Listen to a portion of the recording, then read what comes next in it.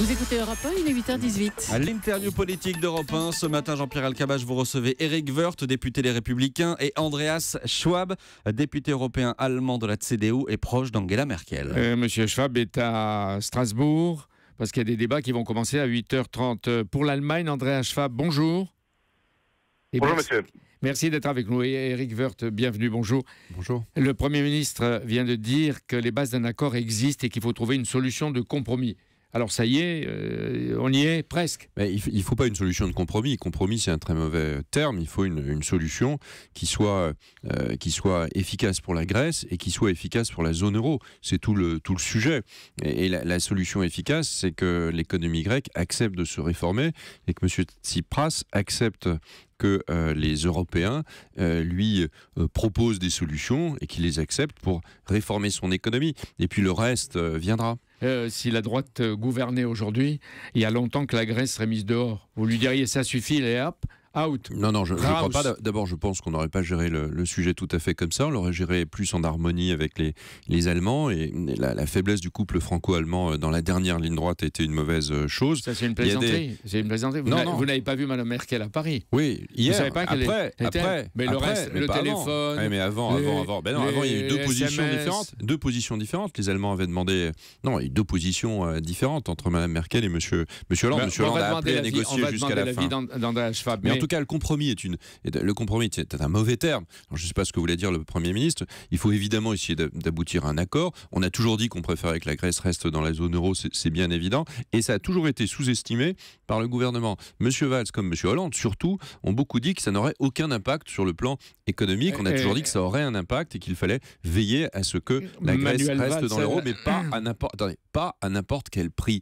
Pas à n'importe quel prix, parce que ce prix, pas à n'importe quel prix, c'est-à-dire pas en cédant absolument tout au gouvernement de M. Tsipras, parce qu'à ce moment-là, ça veut dire que les Français, les Allemands, les Italiens, etc. vont payer vraiment la légitimité. Vous voulez qu'il soit mis dehors. Pas la crise, mais nous ça, ne voulons rien à faire. Pas du tout, On voyait la position d'Alain Juppé qui disait hier, vite et sèchement, qu'il est favorable à la sortie de la Grèce, et d'autre part, Valéry Giscard d'Estaing, tout le monde lui a dit oui. Il demande que la Grèce soit mise en congé de l'euro, c'est-à-dire c'est une manière de lui donner son congé. Nous voulons un donnant, pas un donnant recevant. Il y a un moment donné où le peuple grec doit accepter des efforts supplémentaires. Il en a déjà beaucoup fait, mais il doit accepter des efforts supplémentaires pour réformer son économie. C'est son intérêt. Et en même temps, nous, à partir du moment où nous payons, à partir du moment où les autres payent et acceptent de le faire, évidemment, il faut des contreparties. Et tout le débat porte sur ces contreparties. Mais est-ce que vous donnez raison au moins à Manuel Valls qui dit que la France est convaincue qu'on ne peut pas prendre le risque d'une sortie de la Grèce de la zone euro qui aurait des conséquences sur la croissance et l'économie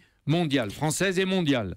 C'est un peu hallucinant pour tout vous dire. François Hollande a dit exactement le contraire. Il y a plusieurs jours. Donc tant mieux. Non mais tant mieux si on considère que l'impact d'une sortie de la Grèce serait un impact aujourd'hui d'ailleurs assez incalculable sur l'économie. Évidemment que ça aura un impact sur l'économie. Mais ce qui serait pire encore, c'est d'accepter n'importe quoi sous prétexte que la Grèce devrait rester dans la zone euro. Pas à tout prix, parce que à tout prix, ça veut dire que les autres peuples, tous les autres peuples auraient eu tort et que la légitimité du peuple grec serait plus importante que la légitimité démocratique des autres peuples. Il faut raison garder dans cette affaire. Oui, quand on écoute la droite, on se dit pourvu que la Grèce sorte, quoi. Il n'y a rien à faire. J'ai pas dit ça. Non, j'ai pas dit ça. Je souhaite que la Grèce reste dans l'euro, mais je ne souhaite pas qu'elle y reste à n'importe quel prix. Est-ce que vous accordez un point positif au Premier ministre Manuel Valls? Il propose un débat à l'Assemblée nationale sur la Grèce dès demain. Est-ce que la droite sera prête? Elle aura une ligne commune? La ligne politique des Républicains est extrêmement claire. Elle l'est depuis le début. On essaie de garder une petite fenêtre encore ouverte pour pouvoir négocier avec les Grecs. Et c'est bien naturel. Si on peut parvenir à une bonne négociation, eh bien, il faut le faire. Mais il faut maintenant décider. Il est temps de décider. On ne va pas laisser l'Europe dans cet état d'incertitude aussi longtemps. Et on ne peut pas céder au chantage permanent de M. Tsipras. Andreas Schwab, bonjour à nouveau. Bonjour. Vous êtes avec nous. Vous voyez qu'on parle beaucoup des Allemands. Et en fait, vous voulez sortir un peu du débat franco-français. Voilà. C'est quand même une décision qu'il faut prendre au niveau européen, mais je suis tout à fait d'accord avec ce qui a été dit par M. Woerth.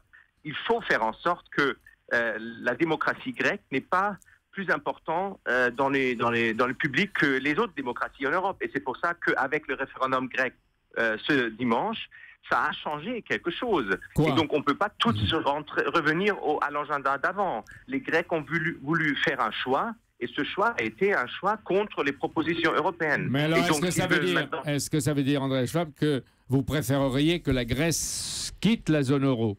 Et d'ailleurs, pourquoi les Allemands, vous êtes fâchés et en colère à ce point contre la Grèce? Oui, on peut dire que en Allemagne, presque tout le monde est fâché. On l'a bien vu avec l'intervention du ministre socialiste de l'économie, M. Gabriel, qui a été très dur hier avec les Grecs. C'est vrai qu'en Allemagne, la colère est grande, mais nous, on n'est pas sûr si le congé sera mieux ou la partie, mais il est clair qu'on veut éviter tout risque pour la zone euro. Et c'est pour cette raison que probablement on va discuter d'une solution, mais la solution doit être moins bonne que la solution offerte par l'Eurogroupe la semaine dernière. Donc, est-ce que vous croyez que la solution sortira ce soir du sommet européen de Bruxelles? Non, je ne pense pas. Ça va encore prendre beaucoup de temps, car c'est M. Tsipras qui va faire une proposition ce soir, et il est assez évident que cette proposition devra encore se négocier. Et donc, il est évident que les démocraties en Espagne et au Portugal, par exemple, qui ont fait des sacrifices, ne veulent pas maintenant se voir désavoués par un référendum en Grèce. Andreas Schwab, vous dites ce que Mme Merkel ne peut pas dire publiquement. Le tandem Hollande-Merkel a apparemment bien fonctionné, chacun a besoin de l'autre. Est-ce qu'elle est aussi libre et puissante qu'on le dit en France? Est-ce qu'elle n'est pas coincée aussi, Mme Merkel? Je pense que Mme Merkel a un fort soutien des Allemands, mais il est évident que l'Allemagne est un grand pays, et donc il y a la Cour constitutionnelle et la majorité au Bundestag qui est très critique avec un nouveau paquet. Et donc ça sera très très très difficile pour elle de trouver une solution rapide, d'autant plus qu'elle veut aussi défendre les autres démocraties en Europe, et non seulement la démocratie grecque. Oui, on voit au ton que vous avez que les Allemands ne se laisseront pas faire ou n'acceptent pas n'importe quel compromis ou quel accord. Et je reviens alors à vous, Éric Woerth. Pour François Hollande et Angela Merkel, cet après-midi, il y a le sommet européen. La porte reste encore ouverte, c'est-à-dire qu'à tout moment, elle peut se refermer. Heureusement, et bien sûr, et en même temps c'est un risque, mais ça veut dire qu'on est prêt à continuer les négociations, c'est déjà pas mal au fond. Et ces négociations, elles doivent porter sur les réformes que doit faire le gouvernement grec pour remettre son économie à peu près au niveau qu'elle doit avoir pour rester dans la zone euro. C'est juste ça. Oui, et en échange, il y a évidemment une injection massive de liquidités. Tous les peuples mettent beaucoup d'argent en Grèce, il y a beaucoup de dettes, etc. La BCE, et puis, est toujours dans sa mission. La BCE est dans sa mission aujourd'hui, on verra, c'est le mandat qui lui sera confié. Donc évidemment, on n'a pas du tout envie d'étrangler la Grèce, personne n'a envie de le faire. Les malheurs du peuple grec, on les connaît, on n'a pas envie, il n'y a pas d'un côté des bons, des gentils grecs et de l'autre des méchants européens. Ce serait beaucoup trop simple. Et il n'y a pas d'un côté que des technocrates comptables et puis de l'autre que des humanistes. C'est pas comme ça que ça fonctionne. Il y a des peuples qui prêtent de l'argent, ils ont le droit d'avoir une contrepartie. Cette contrepartie, c'est la réforme de l'économie grecque. C'est la première des conditions pour un bon accord. Après qu'il y ait une restructuration, une nouvelle restructuration de la dette, peut-être, mais je vous ferai juste remarquer que les intérêts de la dette, c'est moins important que les intérêts de la dette pour l'Italie ou pour l'Espagne. Donc il y a un moment donné où il faut passer par cette réforme de l'économie grecque que n'a absolument pas entamé M. Tsipras. Il n'a rien fait là-dessus. Sur les rentes, il n'a rien fait. Il n'a rien fait sur les retraites. Il n'a absolument rien fait sur la lutte contre la corruption. Il faudrait peut-être qu'il s'attaque à la réalité des choses, c'est-à-dire à la réforme de son pays. Vous voulez aller gouverner à Athènes, vous? Non, je n'ai pas prévu. Non. Les deux, Angela Merkel et François Hollande, puis ce matin Manuel Valls, si on peut dire aussi Matteo Renzi, mettent en garde, on ne varoufakise plus, ni ici ni ailleurs. Et c'est une sorte d'alerte, et là je pense que vous leur donnez raison.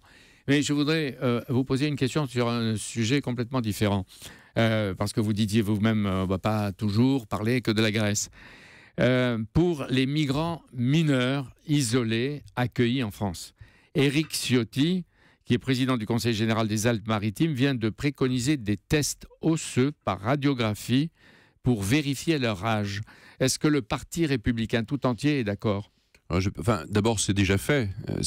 On vérifie l'âge puisque le droit des migrants n'est pas le même. Donc la France a évidemment le droit de vérifier que la législation est bien adaptée. Et on sait bien que ce droit n'est pas le même selon l'âge. Mais selon l'âge, donc il faut bien contrôler l'âge. Je ne sais pas s'il faut le faire sur le plan médical. Je n'ai pas aucune connaissance là-dessus. Mais il faut bien à un moment donné vérifier toutes les filières.